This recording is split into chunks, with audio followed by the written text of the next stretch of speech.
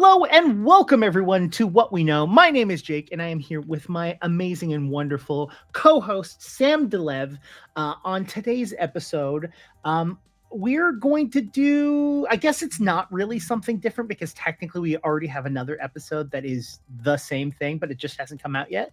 But what we're going to be doing is we're going to be talking about the brand new Daggerheart open beta that has just come out. We're going to talk about our experiences in it as a GM and Sam as a player.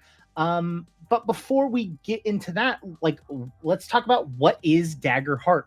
So, and why is it needed? Daggerheart is made by Darrington Press, which is the game company that Critical Role makes. There is a lot of speculation of why they're doing this and what's the thought process behind why they're making it, like WotC being terrible individual companies, and it's just three really bad companies in a hat, in a jacket called Hasbro. And so okay, it's that, but also because what they do as a living is make a show and perform on Twitch playing a game, it kind of makes sense for them to want to create and play their own game on stream, because instead of creating a pipeline for another company that they may or may not be getting sufficient money from, they could be creating a pipeline to their own game that they have created, which to me makes financial sense. I mean, whether or not you agree that WotC is terrible or not, which empirically they are, but Sam's like, that's not the right usage of that word. But yeah, that's kind of what it is. And truthfully, to analyze and give first impressions of a game and its design, we have to figure out what it's designed for. As Jake correctly identifies, this is a game for Critical Role, but it turns out they are not the only group of players intended to play said game. It is also available to the public, hence the public beta test. So in experiencing this game, it seems like there are two aspects of what this game wants to be. To me, one is the game Crit Role might wish it were playing instead of Dungeons & Dragons 5e. That is to say, a game that smooths out a lot of the pain points that this group of streamers experiences with the system that they're playing right now. Or, even if not a pain point, elides subsystems that don't serve them in a streaming setting. And along with that, the light nature of this game, at least light by comparison to Dungeons & Dragons or Pathfinder, works for a group like Crit Role. They're focused on improv.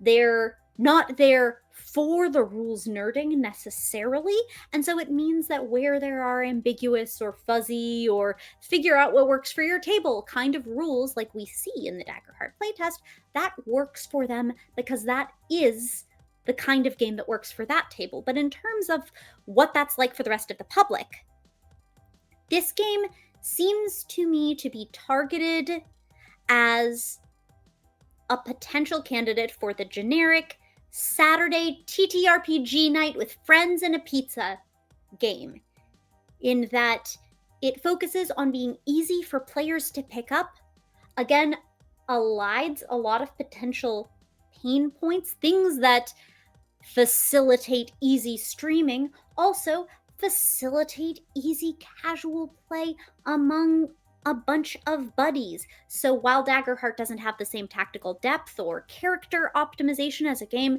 like Dungeons & Dragons 5th edition or like Pathfinder, ultimately that can broaden Daggerheart's appeal among players who don't come to the game for those elements of tabletop.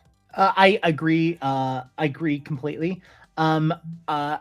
That being said, there has been, we each had our own experiences. So I GM'd a game for two people, and Sam, you were a player. How big was the group you were in? We were 3 players and 1 GM. Okay, 3 players, 1 GM. For us, we didn't really do a lot of out of combat stuff. We focused primarily on combat. So take that as you will. We did go from level 1 to level 5. I allowed them to deal with downtime, both short and long rest downtime, which is a mechanic within the system. And we also did leveling up, and so we kind of got that experience in our group. Can you talk a little bit about what you went through? Yeah, I went through the quick start adventure with pre generated characters. So, effectively getting the opposite side of the first impressions spectrum. I got to have the player who slides into their seat at the table without extensive rules study and experiencing what it's like to kind of get thrown into a table playing this game. So we did a couple of skill rolls, a couple of combats, and to the game's credit, we managed to go through that in under 2 hours. Yeah, I will say there are a lot of mechanics in the system that I think are really good or can be fleshed out to be really good. I think that that's the key aspect of it. So the key mechanic of the game is the hope and the fear die, which is you roll 2d12 whenever you're rolling like a combat roll or a skill roll or something like that. One of them is lighter, one of them is darker. The lighter one is your hope and the other one is your fear. Whenever you roll with hope, you get a point in your liquid currency versus if you roll with fear, the GM gets a point in a liquid currency that the GM has. There, as far as I can tell, there is no limit on how much fear a GM can have versus there is a limit on how much hope a player can have. So there is that. I will say my players did build characters from scratch without like any explanation of the game prior. It was just, hey, we're going to play a game. Handed them sheets, and we went through it one bullet point at a time, and it was super easy, really easy to create characters, easily understandable of what they needed to do. There was a lot of a mix of mechanical build as well as built in like background slash lore slash you know character world building aspect that was built in the character creation. The players that I have zero interest in that kind of thing, so they were just like, cool, I'm gonna skip that. So there is that. The weapon system in the game, I really enjoy the weapon system, the burden, the fact that they're using symbols instead of using like words, like the fact that they're using hands, one hand being your main hand, the second hand being an offhand, or if something takes both hands, both. That made it very clear and easily understandable when a player was going through it and goes, oh, this requires both hands. I get that, versus having to write two-handed, that was really fun. I will also say that I personally went through the video that Matt Mercer and Spencer Stark made of like how the game works and that was very well made. I will tell you, GM player wise, if you're gonna play the game, that is a great, really quick, easy understanding how to do it. What about you, Sam? What's your thoughts? I thought this was such an easy, comfortable pick up and play experience for me as a player. I got a nice, standard, solid fighter. I got enough basic cues. Okay, affable, highborn human. Cool, done. I can work with that. Combat, I learned very smoothly as we went. Skill rolls were fairly straightforward, and a lot of that is credit to the person who GM'd for me, Meaning of Night, who ran that game and taught the players very efficiently, very effectively. But it was an easy to read character sheet. I could get rolling. I could start the game without any familiarity whatsoever. And that's just such a fantastic trait to have in any game. It speaks to good information design, to learn the game for both GMs like Meaning of Night and for players like me. I could read the sheet. I am happy to withstand resources like the sidecars or the cards that work better printed out, because there are also digital tools like they have on Demiplane, so that if that's not really your style, there's also an effective digital option. We had some of us running off of paper, one of us running off of PDFs, and one of us running off of Demiplane, and it was equally seamless for all of us. So it's funny because you're like, oh, it's super smooth, super easy, super chill, versus me as the GM. So again, I primarily play Pathfinder in on stream. I primarily play Pathfinder at home. So that is my world. A lot of Yeah, people you're not feel, afraid of crunch. yeah, I'm not afraid of crunch. I will tell you, I felt very, very overwhelmed as the GM. Like very, very overwhelmed. It felt very, there was just so much to keep track of, right? Normally I have to keep track of a monster and maybe their abilities that they have, or maybe a handful of monsters and their abilities. But really the only thing I need to keep track of is their health, right? Their abilities, I'll go back and I'll make reference to when I need them, versus in combat as a GM, I needed to keep track of the activity tracker, which is their system for initiative, the monster's health, the monster's stress, my fear, which monsters have and have not gone, because again, the way that the activity tracker works, not all of your monsters would go at the same time and or will go in different planes. So you kind of have to play this game of, okay, well, technically, if you have 4 enemies, that wolf attacked last time it was my turn. And so since I don't want to pick on the wizard, I'm gonna use this wolf over here. So you have to keep track of what you've used and what you haven't used.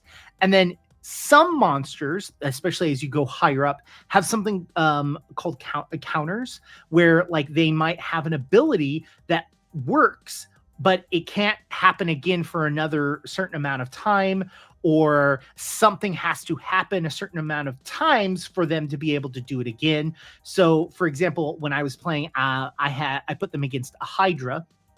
And with that Hydra, if they took a certain amount, again, if they took a certain amount of damage, not if they took damage, if they took a major damage, the head would be cut off, and they would split and grow 2 heads, because that's how Hydras work, right? It would then become immune to all magic damage, and then it also wouldn't be able to regenerate for 4 counters. And on the Hydra, it was 1 counter was put in for each point that was put on the activity counter. That's a lot. Yeah. That's too much. That's what I had to keep track of as a GM. And so like I felt overwhelmed, and I had physical tokens in front of me that I was using to keep track of okay, hey, you've gone, okay, you go again, you go a third time, okay, I've got 4 tokens. The other aspect of it that was overwhelming is that each of those points, like the activity counters that on the activity tracker, 2 points on there converts to 1 GM fear token, and 2 GM fear tokens can be converted into a monster going out of the GM's turn order. And some abilities also can't be activated unless I spend a GM fear token, or as I learned and spent way too much time discovering, that you can also spend a GM fear token to remove a condition that is on a monster for a temporary amount of time, because that was the terminology that it was using. I had a player that casts like a fire ability. The monster caught on fire, and it says the monster is temporarily on fire. And I went, okay, well, how long is temporary? And it was like, I don't know. So I looked up the ability, wasn't in the ability. I looked up fire, like on fire. No, I looked up conditions, not under conditions. I'm like, I don't know how long temporary is. And it was under temporary when I looked it up. There you go. There, Yeah. see, it was under temporary. I mean, it doesn't even sound like a case of offloading complexity from players to GMs, because I would never know about Hydra's ability recharge time. That would never have been in my purview as a player. But in lieu of roll a d6 on a 5 or 6, this comes back. A thing you don't have to track. Sure. A thing that's just part of the player's turn, NPC's turn. By making it different or hopefully easier, it just added another thing to keep track of, and those eventually add up. I imagine as combat, imagine having 3 enemies of equal complexity each to a Hydra. Mm-hmm. Well, That sounds wildly overwhelming for a GM. And I'm used to having like counters on a monster, right? Like dragons in the game, it's like, okay, in Dungeons and Dragons and Pathfinder, it's like, oh, they use their breath weapon. They regain it in 1d4 turns, and you roll a d4 and you find out how many turns that is, right? But because in that initiative is so concrete of like you go, then the monster, then you, then you, then the monster. And so it's easier to track because you're just like, each time it's my turn, I drop the number by 1. But in this, it was like, okay, player 1 goes and they roll with hope. And so I get 1 point on the activity tracker. The second player rolls with hope or with fear. I also get a point, but then it's my turn. But my actions don't go on the activity tracker. So the Hydra has 2 points on it, and then the first person goes again. They roll with fear or miss, and I get 1, but then it's my turn again. And it's just like really awkward and very like, yeah. I have a past that GM level, and this is something that is on the player side. So I'm curious of your thoughts. I felt like the action of combat was overcomplicated. So in most games, most high fantasy games, it is you roll to hit, you succeed or you don't, right? We'll put that as a second point. And then player takes damage, right? That's average of how it works. This was roll to hit. You then, if you succeed, great. If you don't, you don't. That's roll to hit, succeed or not. Then you roll damage. Okay, so I guess we'll count damage as a 4th on this one. There we go. That's what we're missing. You roll for damage. Then the player chooses to use armor or not use armor. Mm-hmm. Then, depending on what they choose, it changes how much damage that they take. And then they turn around and take that number and can put it through a minor, major, and severe filter to then determine how much hit points are actually taken. So I found that annoying. I'm curious as a player and only having to keep track of your health. How did you feel it went? For a single player, not having to scale this to the number of NPCs a GM has to control, I found it a little more complicated than necessary, but in no way overwhelming.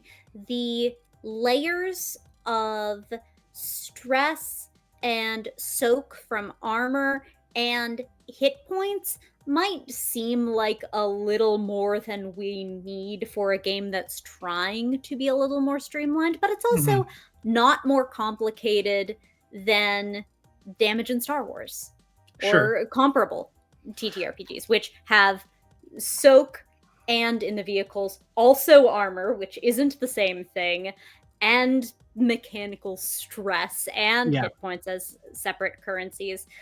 For a typical RPG, I would say this might not be the design that fits the design goal that we talked about at the beginning of the segment. That is this the right Saturday night with pizza and friends damage system?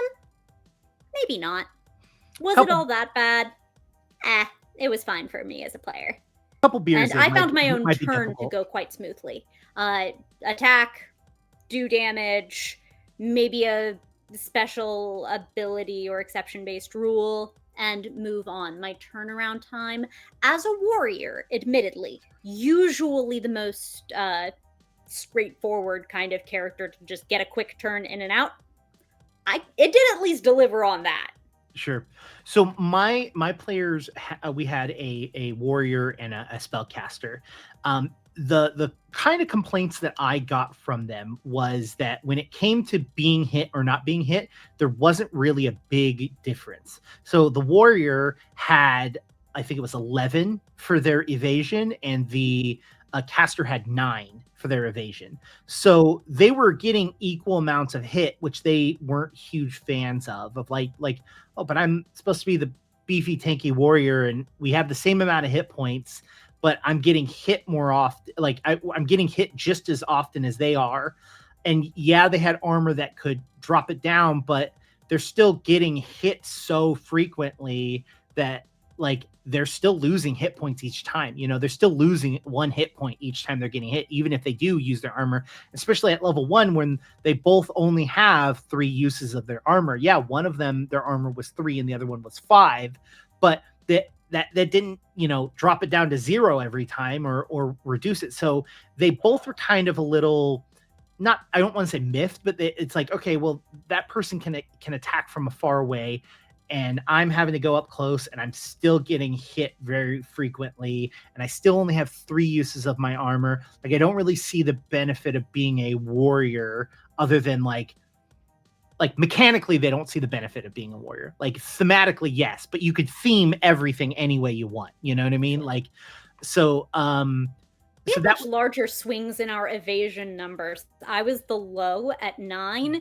and we had a rogue at 13, and you could feel the difference in those evasion numbers. So it could be an artifact to some extent of loadout, and that at least bespeaks some degree of skill expression in character creation, which, given how much that segment has been streamlined compared to comparable fantasy TTRPGs, and at least there's a little there apparently. sure. Enough that you might feel the difference. My players also felt like they were always flush with hope. Like they Yes. were always sitting at their max level of hope, and that was frustrating for them because it was like, oh, cool, you got a critical, you get a hope, and they're like, I'm full already. I could practically have rolled with advantage on every roll. I was also hope flooded, and that seems like something that will very comfortably get Yeah. recognized and taken care of as part of this playtest. Ideally, the playtest will raise for Darrington Press a lot of the issues that we've brought up, that there's a lot of bandwidth loading on the GMs, and that this is perhaps a touch player sided in its hope economy. But overall, I don't know. Do you think this game is succeeding at what it is trying to be, all told, when you add it all up? Are we removing the name Critical Role attached to this game when we're making this judgment? Because I think that they could drop this game as is and it would do gangbusters, but that, I think that has to do with the fact that Critical Role is attached to it. I mean, we're talking about it, right? Like if this exact game came out on itch.io with no name attached to it, would we be talking about it right now? I don't think we would be. Like, oh, there are absolutely plenty of fantasy heartbreakers on itch that are at least as well designed and that will languish in obscurity.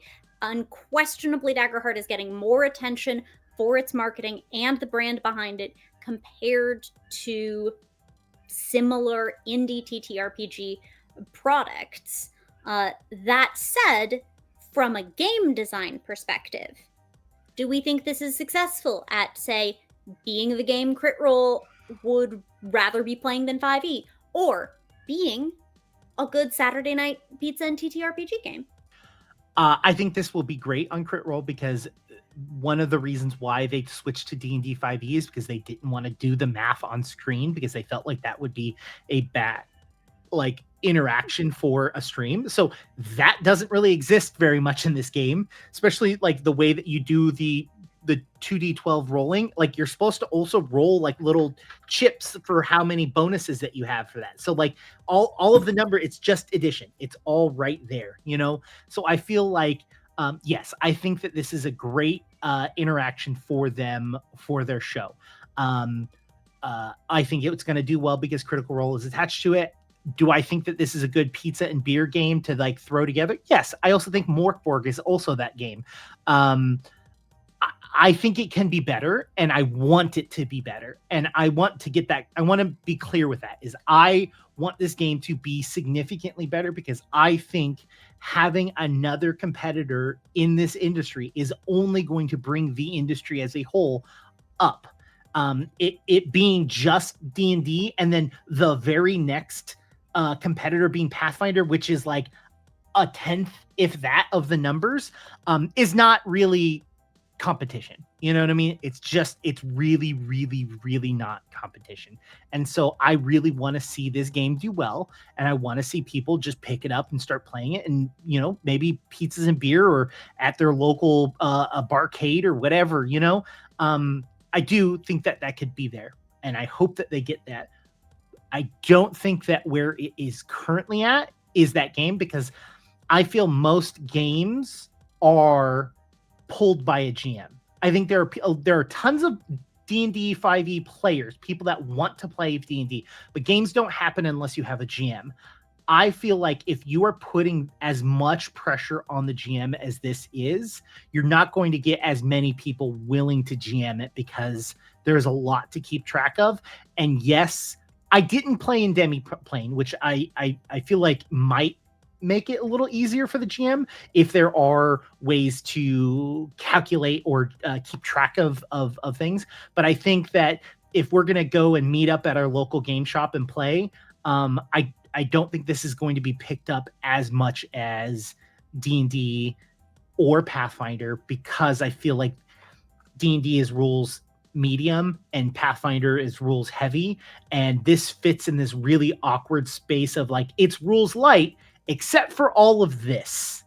And so it's weird. It's weird because, and I've seen articles that have been like, Daggerheart takes the game and makes it equally crunchy and smooth, and I'm like, no, it doesn't. like it is not those things. It's like tactically, like I felt like as a GM, while I also had all these resources, I couldn't also be tactful in combat because the way movement worked. It was impossible for me to be tactful. And I know that at least in the video, and I know their plans as when they play, that they're going to use miniatures and maps.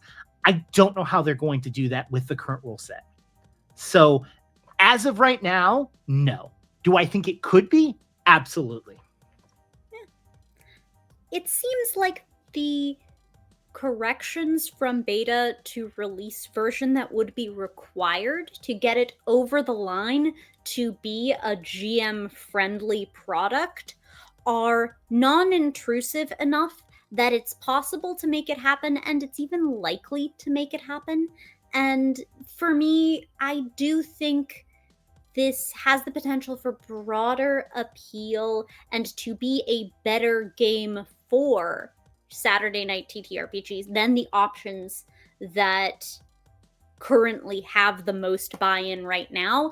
And as much as we love our fantasy heartbreakers, Morkborg is never going to be the game that everybody plays, not through any lack of merit, but purely through the power of marketing and capitalism.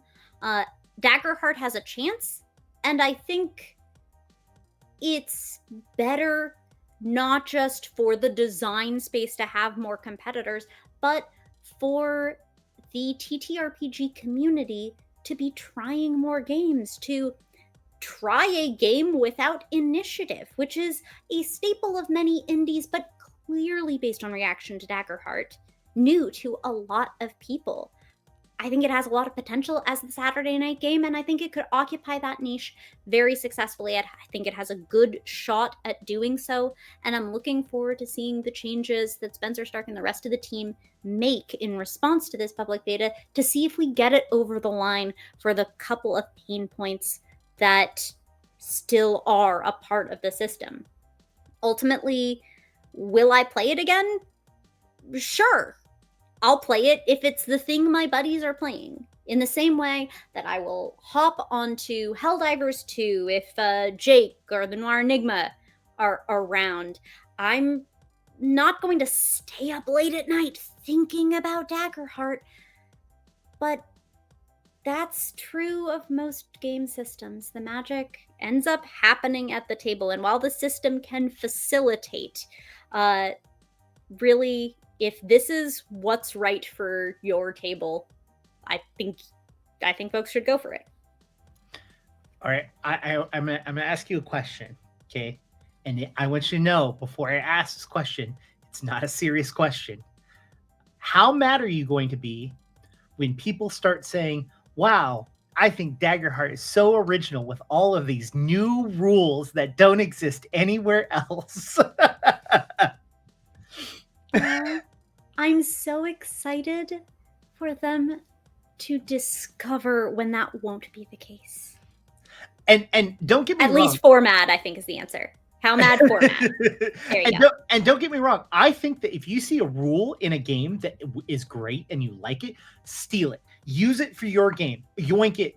Like I'm not saying against Daggerheart whatsoever, but the thing that will make me mad is when people are like, "This is Daggerheart's design," and I'm like, "No, it's not." And Spencer Stark's been very transparent that he's heavily influenced in game design for Daggerheart from Powered by the Apocalypse and from Forged in the Dark. And if you've met Candela Obscura, you can see how much Spencer Stark loves that lineage of games and how it pervades a lot of the work he's done with Darrington Press. Ultimately, people will engage with something for the first time and think it's new. Yeah. Whether or not that is true, but hey, let Daggerheart be a gateway game. That's a great thing to have. You heard it. Daggerheart's a gateway drug. So if you enjoyed today's gateway drug, give us a like and subscribe and let us know what you think of Daggerheart in the comments below. You can also catch us on twitch.tv/althaven_, where we stream TTRPG content. You can join the conversation on our Althaven Discord, and if you want to support us, you can do so on coffee.com/Althaven. So, dagger all the hearts. And until next time, keep it weird, Internet.